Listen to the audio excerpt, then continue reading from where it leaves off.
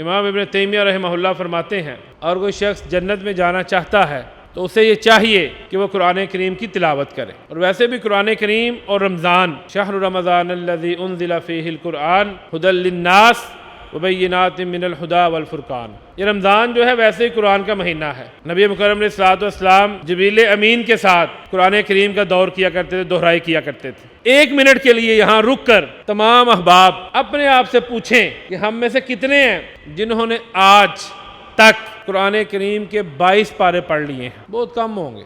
ہمیں کہاں وقت ملتا ہے؟ نوجوان ہیں، انہیں ٹک ٹاک، یوٹیوب، سنیپ چیٹ سے وقت نہیں ملتا. پہلے ہم سوچتے تھے کہ بچے نوجوان یہ کام کرتے ہیں، اب اچھے بھلے بڑی عمر کے لوگ وہ بھی جناب موبائل کے اوپر کوئی نہ کوئی شارٹ کلپ دیکھ رہے ہوتے ہیں. یہ وقت گزر جائے گا.